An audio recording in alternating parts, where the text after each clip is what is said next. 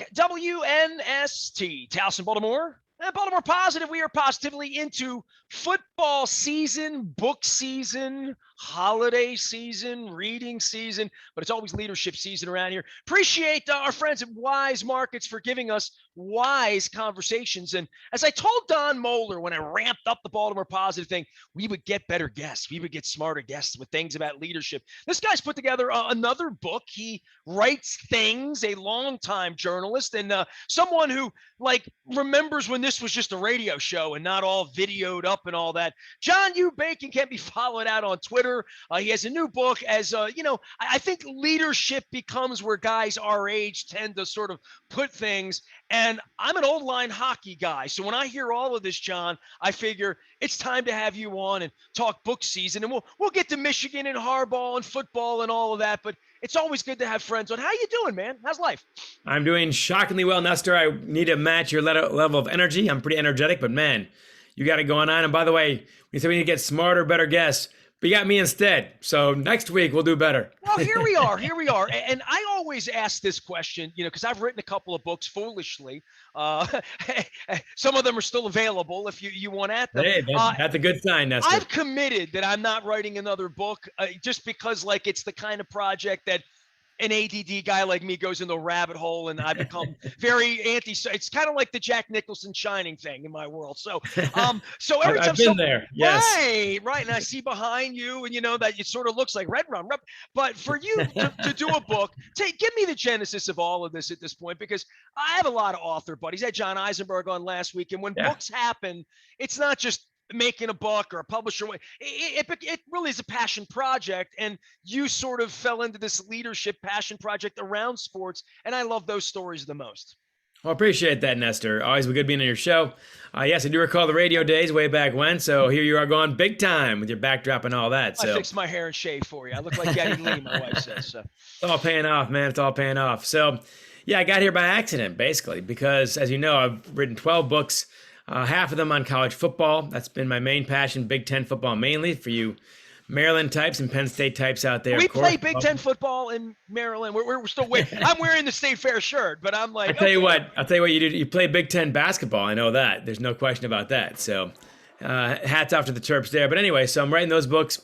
Wrote a book with John Saunders of ESPN about his life called Playing Hurt. Then I wrote a history book on the Great Halifax Explosion, 1917, which no Americans know about, but basically Boston helped save Halifax. So out of nowhere, my editor asked me for a leadership book, and I said, well, all I've really got is the experience I had coaching from 2000 to 2004, coaching the Ann Arbor Huron High School River Rats. I'm not making that up. The Harbaugh brothers went to the Ann Arbor Pioneers. That's Bob Seger and Ken Burns, the documentary filmmaker, and Jack Lausma, the astronaut who walked on the moon. Oh, forget all these guys. You said Bob Seger. That stops me. So when I hear Bob, that I'm not impressed by Eminem or Madonna or any of the Harbaughs at this point. Believe me, right? We had to ship K-Line out there to fix it at one point. But thank you.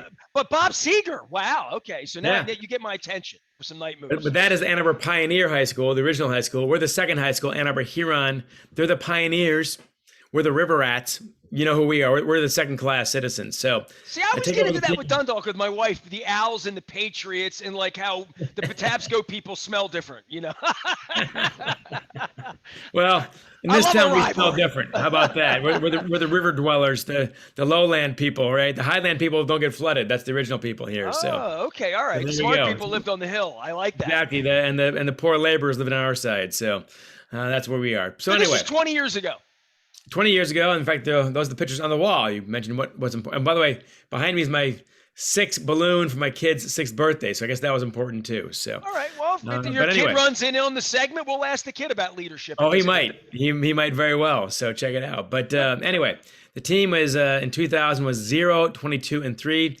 You've got a sports savvy audience there. The zeros where the wins go, of course. It was ranked the worst team in America. And who takes over? Yours truly, who happens to be the worst player in school history. This is not Nestor, false modesty. I still hold the record for 86 games in a Huron uniform, 3 straight years, dressed for all of them, with the fewest goals, 0. And I played forward also, so you can't beat that record right there. So a coach with no So goal. you were allowed on the team, is basically. I watched a lot of really good hockey. Is what I did. So we had a Well, very in good your team. part of the world, though, hockey's really important, right? I mean, when I Oh, yeah. think about anywhere to the north, we say playing on the hockey team, but it's kind of hard to get on hockey teams, and I would think, right? Well, and I joke about my rotten record, but man, we had 10 little league teams filtering into 2 high school teams. So 10 ninth grade teams goes into 2 high school teams. Just to make the team, you beat out 50, 60 guys. And I played with guys who played pro hockey. So Well, that's what I was going to say. Like, just being on the team isn't you diminish what that represents, but then so now you're coming back. You weren't a great yeah. player. You were just a player. I was a roster player. Yes, exactly. So the point is this, Nestor, they still had better choices than yours truly, and I had never been a head coach before. So here I am, worst player in school history, worst team in America. Yes, that's the combination we're looking for. So what do you do? And the answer is how we turned it around. We went from 0-22-3 in 3 years to 17-4-5, the best record in school history. Number 53 in the nation, we passed 95% of the country's teams in 3 years. And I don't think anyone's done that. And you didn't recruit anyone. Not only did I not recruit anybody, and you're not allowed to at a public school. Not that doesn't mean it doesn't happen. You know what? Touche. I live in Baltimore. I've covered basketball here. So. Yeah, Dunbar and all the rest, right? Yeah, exactly. Hey, you know about that program? Over there, that leadership program. One here's a few things exactly. Mm-hmm. So, no, you're dead right about that. In fact, we didn't even have all the best players in the school play for us all the time, travel team players and so on. But I did not cut a single player from that 0-22-3 team. So we had about 20 guys in that bunch, and I didn't cut one of them over the next 2 or 3 years. So many of the same guys who had won 0 games won 17 as seniors. So what do you do? And the answer is the 2 basic solutions, Nestor, and neither one works. The first one is My Way or the Highway, Vince Lombardi. Frank Cush. And actually, it's not even fair to say Lombardi. Lombardi actually was a very good listener. Frank Cush was not. Mike Keenan in hockey is not. My Way or the Highway might get you 2 or 3 years, but they're going to quit on you sooner or later. The other way, of course, they try now in corporations is, casual Fridays and Taco Tuesdays and kombucha machines and beanbag chairs and all that. And they like that stuff, but they don't work any harder. So I want to do a third way, which I call coaching, basically. You raise the bar, but you do everything you can to help them get over it. You let them lead. And the answer came from my great mentor at Culver Academy, a guy named Al Clark. Got the national record for the most wins, actually, in high school hockey. He said the first thing you've got to do is make it special to play for Huron. And I cracked, right to the worst team in America. That's pretty special. Now, hang on a second here. So you take this job, you're writing at the time, you're a journalist, a seeker of truth. You've been around leadership. You've been around Coach K and like Bobby Knight probably at that time, right? So how many books on leadership had you read in 2000 when you take this gig? I started reading leadership. I went to a Tony Robbins Firewalk in 1994, and I spent my whole childhood around Gene Ubriaco, Terry Murray, coaches. Barry Trotz is one of my best friends in life, and I met these people early on. Marvin, I've collected these people that if I went to coach something right now, I would have all of that wisdom, but I don't know that I'd know how to use it, man. You know what I mean? Well, I was about to find out. I'd read plenty of books, and of course, I'd interviewed through the Detroit News great coaches. Tom Izzo, Bo Schembechler, you name it, Bowman, Herb Brooks. The whole deal, right? What's that? Bowman? Oh, yeah, Scotty Bowman all the time. So you're talking to these guys as a reporter, and now constantly. You want to take this and put it into action with Jim Schwartz Lions team at a high school, right? Like literally, right? That's what you did. No, Nestor, you got it exactly right. That's what we're doing. I'm trying to get the preface of the book. Okay, I'm going to sit back and listen to the wise conversation now. So go ahead. It's all good, man. I'm trying. You're not just a regular guy at this point. You're a guy trying to take all this wisdom and put it on the ice. That's the plan, and I don't know Mike how many Mayock's trying to do in Oakland or Vegas. Right, exactly. But we'll see how well it works, right? Very few. Beat us Monday. There you go. There you go. So yeah, we took it over, and I asked Al, "What do I do?" And he says, "The first thing you got to do is make it special to play for Huron." And I make my joke that we're already the worst team in America. That's pretty special. He goes, "No, because the best way to make it special is to make it hard," which was the exact opposite advice that everyone else is telling me. They're saying, kombucha machines and so on.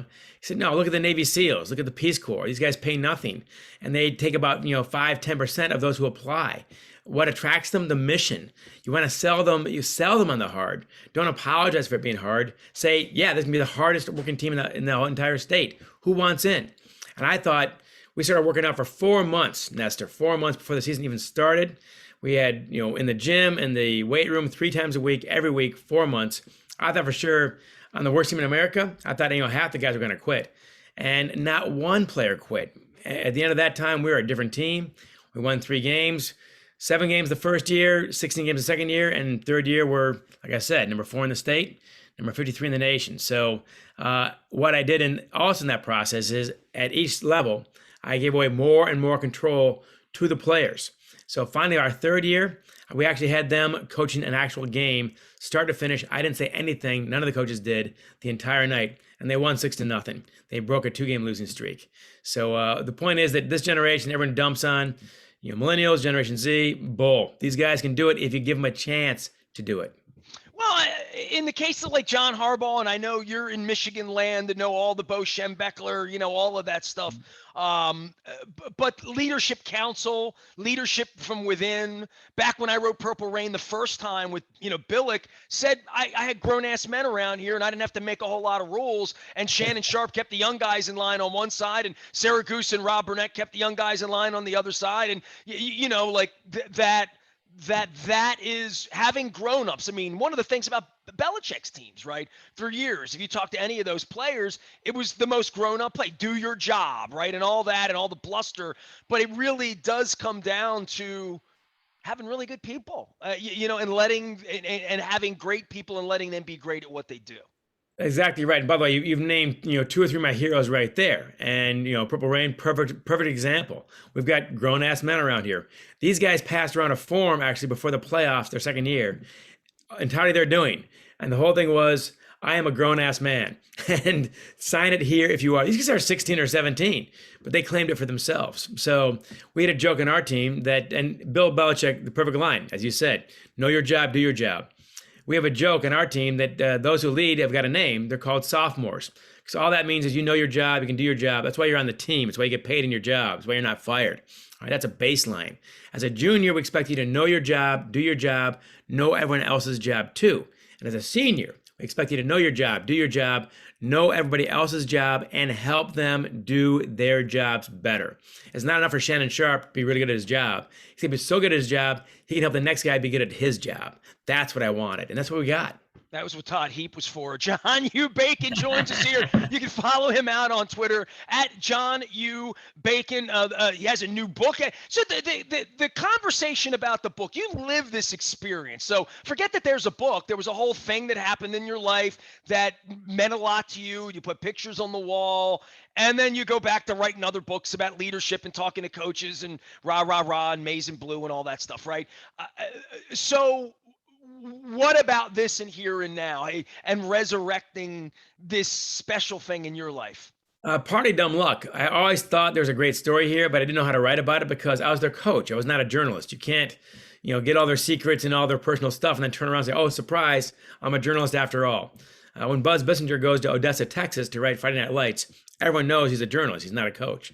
So how do you write this? So in 2019, I'm on the book tour for my book Overtime, about Jim Harbaugh and the Wolverines. And by the way, John Harbaugh has been great to me.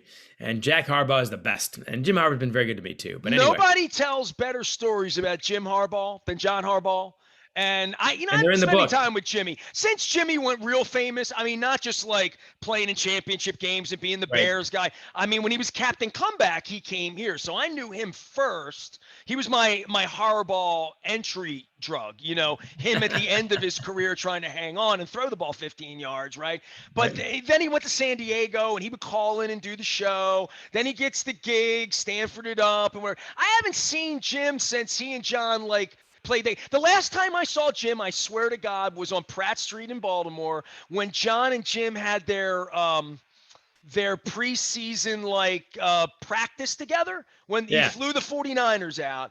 And I was going down the street. He literally was walking on the street, and I honked the horn and I said hello, and he came over and fist bumped me, gave my wife a hug through the car, and I drove off to Little Italy. That's the last time I saw Jim Harbaugh. So he's like famous to me in a really fun way, to watch the way Ann Arbor and all of that sort of rallies around him, and then watch his brother scuffle here to try to win football games every week.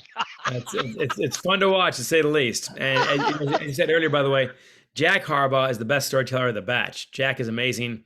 I consider him a friend and a mentor. He's just an amazing guy. But I once attended a Milwaukee Brewers game with Jack Harbaugh in a Baltimore Ravens parka, sitting with women who badmouthed Jim because they were Wisconsin fans for 6 innings before they figured out who Jack was. And then Jack let them know, and they turned as white as the logo in my shirt. Jack's dirty, man. Jack's filthy. I suspect Jack ate that one up. It was so good. As he said to me at some point, he said, I determined early on I would never live scared. And there's your proof. So, man. Who's got it better than us? Nobody. We use that around the house all the time. So anyway, you're Mr. Michigan, and now give me the book thing. So it's 2019, and you're being Mr. Michigan. Yeah, I'm on a book tour. I'm out in New York. My previous editor, Rick Wolf, we edited Bo's Lasting Lessons together. He did Jack Welch's From the Gut, the blockbuster from the GE CEO. The legend. Yeah, absolutely. Oh, yeah, he's done about 60 bestsellers, business bestsellers. He goes, what do you got? So I said, I got this. And I said, but I don't know how to tell the story. He goes, it's a leadership story. Once you do that, you have to get everyone's personal private lives. I got into what I could based on their permission. But it's just tell the story as a leadership point of view. It was a ton of fun to write it. It was hopefully a ton of fun to read it. Dan Shaughnessy, you know him well, from the Boston Globe, came out 2 weeks ago and said, this book is where Ted Lasso meets the Mighty Ducks. And I said, yes, that's it. So there you go. There it is. So, I haven't seen Ted Lasso yet, John. So the book is Let Them Lead, Unexpected Lessons in Leadership from America's Worst High School Hockey Team. And you say that with incredible pride. TED Talk, dude, you're doing TED Talks. Like, that's, I love when I have TED Talk vets on the show because, I aspire to be wise one day, hence the wise conversation. So give me a little TED Talk background on this because, and maybe how Ted Lasso does play into this because if Shaughnessy, who led with all the Babe Ruth and all that, and Shaughnessy got Baltimore roots too.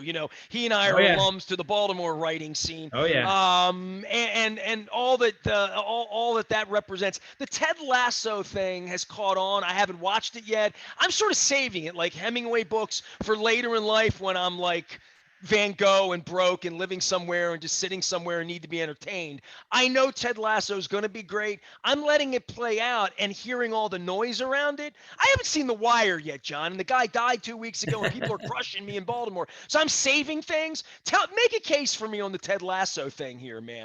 It's delightful and totally unexpected. It's sincere and authentic. You think it's going to be too corny, but then you realize the guy means it. It's a football coach from Wichita who becomes a soccer coach in the UK. He's supposed to fail, and he loves his players, doesn't know a damn thing about soccer, but he starts getting to them personally, and that's what starts to work. So that was kind of my approach, basically. He's like, look, we knew our X's and O's, but we can't X and O them to death. We're the worst team in America. So we had 2 rules only. Work hard, support your teammates, and that's it. And I said, if we do those 2 things, then I'm happy every day, every night. I don't care. If we don't do those 2 things, I'm not happy even if we win. Where'd you get that? What coach did you steal that from in 2000? Because you were younger then. You're 20 years younger. You're trying to figure this out. Who are you stealing from at that point in your life? Oh, and you're dead right. I stole that. Borrowed. Your antenna are working great. So I'm walking out of the rink in the spring of 2000. This is Michigan's old rink, Yost Arena, built in 1923. Great old barn. I play with the former Michigan players on Tuesday night, so I got better, obviously, but they're still a lot better than I am. So hanging out for dear life. These guys played pro hockey and whatnot for the Capitals, some of them. Who are they? Come on. Did I know any of them? Kelly Miller? Who are they? Come on. Oh, Matt Herr, Dave Harlock, Dave Shand. Might not have been household names around there, but they all earned their stripes. I had a stick from Dave Shand. So there. How about that? Yeah, well, he and I were radio co-hosts for a while, so I'll tell Dave about the stick. Absolutely. So, there you go. We call him the caveman lawyer now because he's hockey player turned lawyer. That's a caveman lawyer right there. Hey man, Hockey Town. I remember all the signs. Oh yeah, all that. I made my way to the Joe. There you go. At the Joe. Well, nice drop there. So I'm walking out with my bag and my sticks out of the old barn and with Rob Palmer, who was the captain in 77. They were one goal away from a national title, overtime versus Wisconsin. Played 7 or 8 years in the NHL. LA Kings mainly came back at his NBA, skating with us, and he told me on the way out. He said, "My dad told me as a kid in Toronto, all you have to do is work hard and support your teammates. Do that, and the rest takes care of itself." And I thought, that is simple. It's not easy, but it's brilliant. I said, that's going to be our philosophy from now on. And that's the only 2 rules we ever had. And I said, from that, everything else follows. So we won our first 3 games our first year. It equaled our win total the 2 previous years combined. So that's where we were. Then we got to play State Power Trenton. Andy Green, who still plays for the Islanders, was their captain the year before I started coaching. This is how good they are. 14 state titles. They crush us 13-2. And I'll remind you, Nestor, this is hockey, not football. Those goals come in increments of 1, baby. So each time they score a goal, there's a biscuit in your basket. The crowd goes nuts. The band plays. We all knew their fight song by the end of that night. So it was pretty brutal. The guys are throwing their sticks. They're throwing their gloves. They're pretty upset. I say, we're no better than last year. I said, hey, stop. What are the first 2 rules of here in hockey? They yell them back. Work hard. Support your teammates. I said, that's right. Did you do that tonight? And they said, actually, we did. We didn't give up. We kept going. We didn't point the fingers. I said, great. Then I'm thrilled. That's heroic to do it when you're getting your butt kicked 13-2. We keep doing that. We're going to be fine. We're going to play those bastards again. We play them again a year and a half later in the regional final. We've got 16 wins now, almost second best in school history. We lose 3-2, but we outshoot them in their rink, and their fans gave our players a standing ovation. So that's how fast we turn it around with only 2 philosophies: work hard, support your teammates.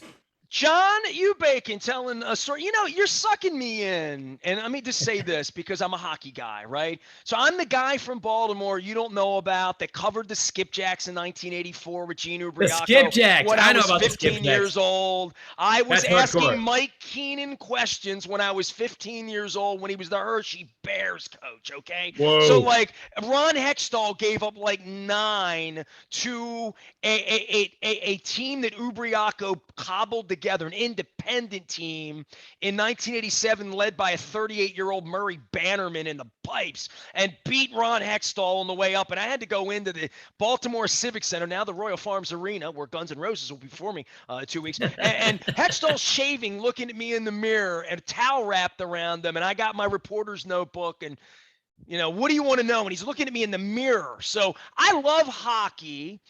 And I've always loved the accountability of hockey because the coaches were father figures. Terry Murray was a father to these 20 young men when I covered the Skipjacks, as was Dougie MacLean. Dougie MacLean is a master PhD psychologist in every way. I still love having him come on and beat me up from time to time. And Trotz was a Western League scout in 1987. He used to sit in the press box with me and ask me about places around town, then became the coach, and now he's Barry Trotz. So the hockey thing for me, still one of the greatest assignments of my life, was covering hockey then, not now. I did the modern era. I held the Stanley Cup, did all that, the way media is and knowing players. But I remember going in those minor league locker rooms where culture was an issue. Russian players were coming in, Czech players were rolling in, and coaches had to figure out how to make guys work together.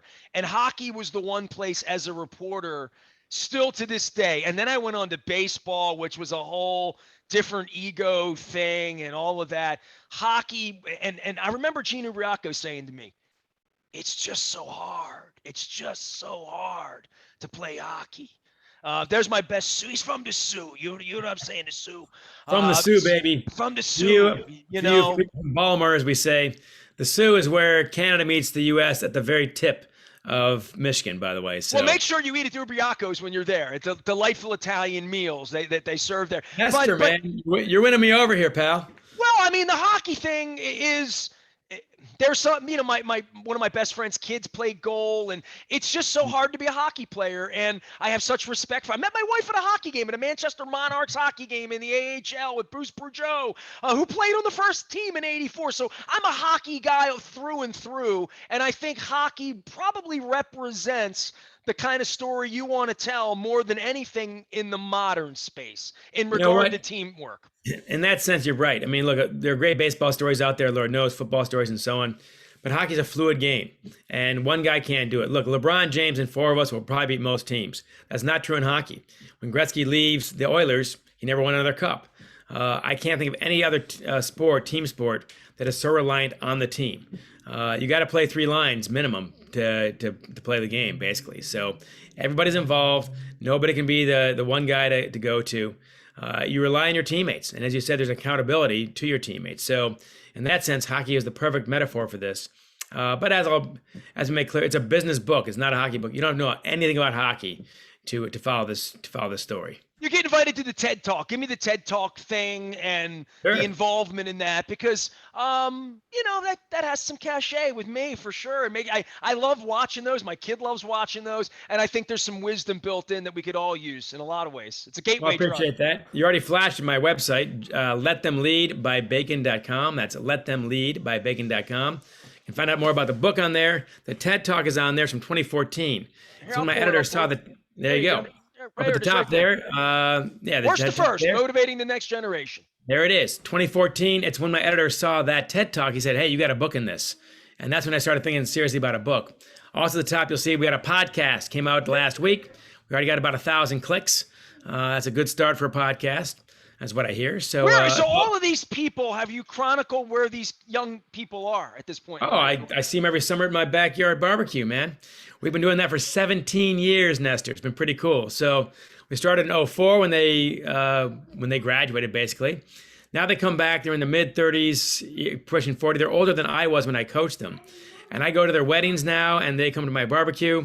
Their kids are older than my 6-year-old kid right here. So they come in, Nestor, they give me parenting advice, and I have to take it. So, hey, Teddy, come in here for a second.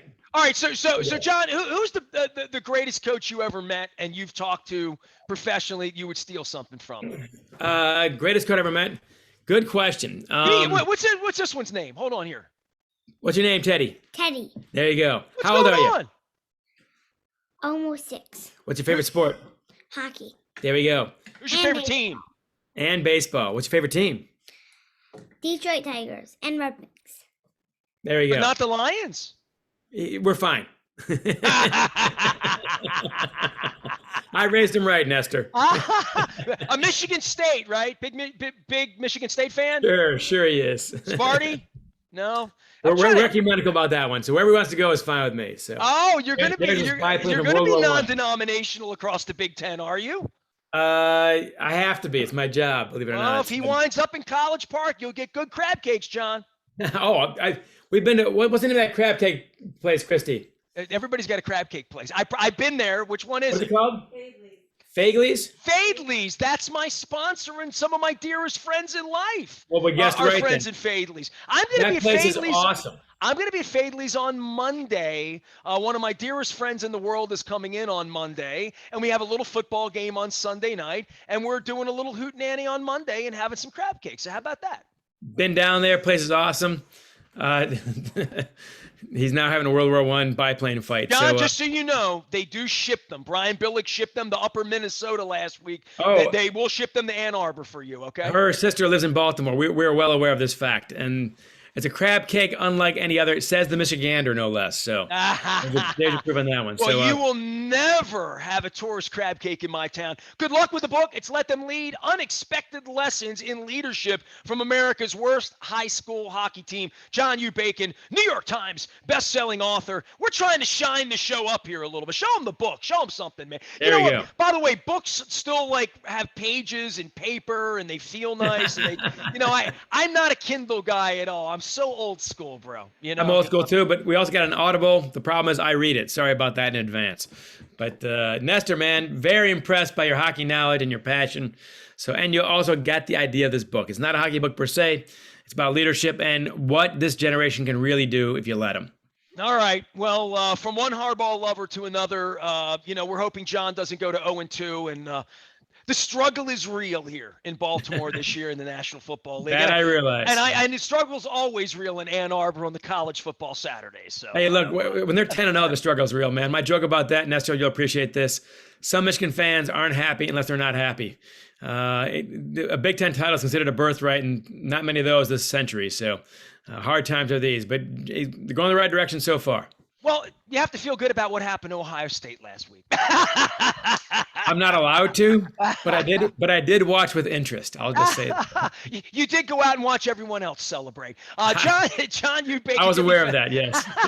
Can be found out on Twitter. His book is Let Them Lead. He writes lots and lots of books about lots and lots of things, including hardballs, and you can find them all on the interwebs. You can find me on Friday at Costas with Johnny O, Baltimore County Executive, joining us for the Maryland Crab Cake Tour presented by the Maryland Lottery. I'm coming to Fadley's on Monday. I've got crab cakes like every day. Sunday, I'm at Wise Markets, the Crab Wagon. We're pulling it out with Rob Santoni at 11 a.m. I'll be tailgating or pre-tailgating before the game. It's football season. I'm Nestor. We are WNST, AM 1570.